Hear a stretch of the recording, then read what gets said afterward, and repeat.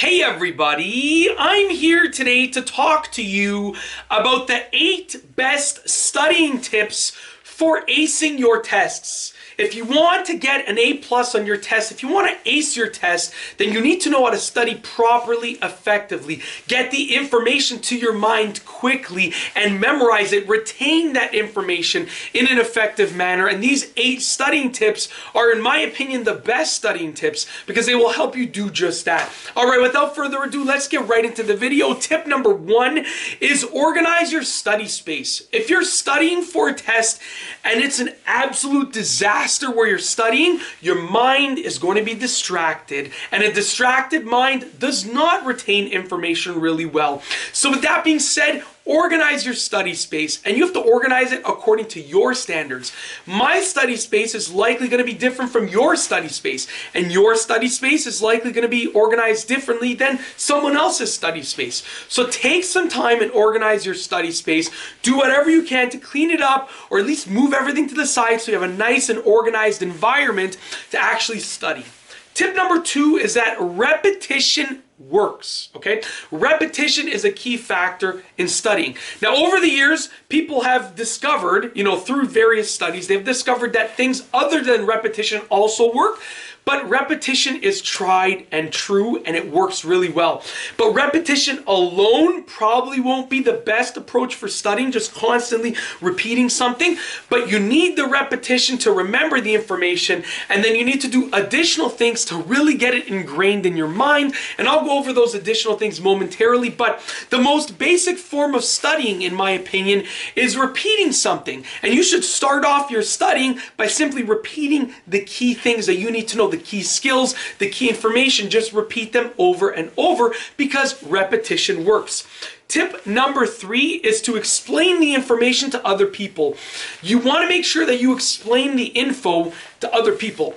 Teaching is one of the best ways to actually learn and memorize things and study for a test. So what you want to do is repeat things over and over, like I said for tip number 2. And then once you have memorized it temporarily, because it's not likely that the information will just stick by repeating it, you want to teach it to others. And now we'll make sure that it sticks until the test, and hopefully after the test, hopefully for the rest of your life, you'll remember this information. That's the goal that I have in mind, not just for the test. I want you to remember this information that you've studied forever. So explain it to others is tip number 3. Tip number 4 is eat healthy foods. The foods that you eat have a huge impact on your mind and the way that it works.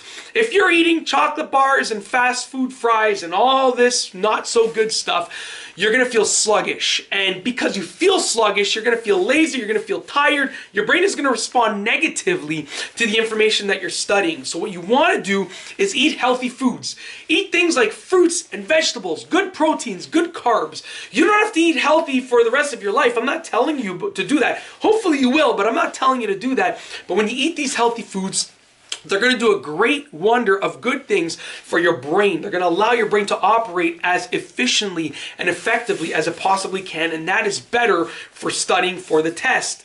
Tip number 5 is chew some gum. Now when you chew gum, your brain is telling your mouth to go like this, to chew the gum. And it happens almost subconsciously because we don't think about it, but we just chew gum like this without even thinking about it. But your brain is telling your mouth muscles to chew that gum.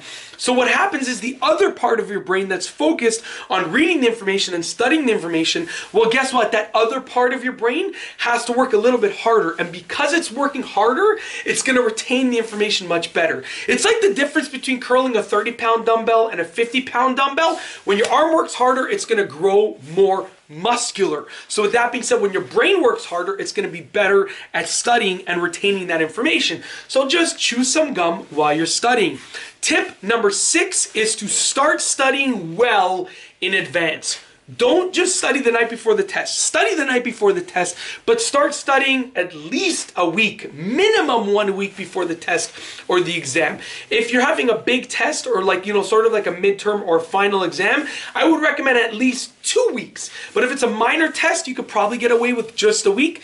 But you should start studying well in advance and continually study every night from when you've started. So you want to study every single night from the night that you've started, so you keep gaining more information and reviewing that old information that you started studying with.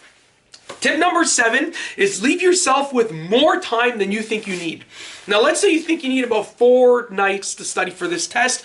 Allow yourself to have 5 or 6 nights, because what happens is, first and foremost, life gets in the way. You know, your parents ask you to do something, your siblings ask you to do something, you know, you're coming home and there's traffic, whatever the case is, life gets in the way, right? Things break down, things happen, so you need to give yourself more than enough time. But in addition, you know, you really don't know how much time you need. You might think you need 4 nights or 5 nights, but then when you study, you're like, oh man, I wish I had that extra night. So give yourself that extra night, because when it's the night before the test, you don't have any more time. So just figure it out well in advance and give yourself more time than you need. Last but not least, tip number 8 for studying and acing your tests like you've never done before, or you probably have aced your tests before, but this will help you get even better marks. Tip number 8 is work hard and it will pay off. I know that it seems, you know, almost like arbitrary right now that you're studying for this test and you're like, will it pay off in the future? It will. Whether you need the mark, whether you need the course, it's irrelevant to me, to what I'm talking about. I'm talking about your work ethic and your idea of achieving a goal that will pay off in the long run.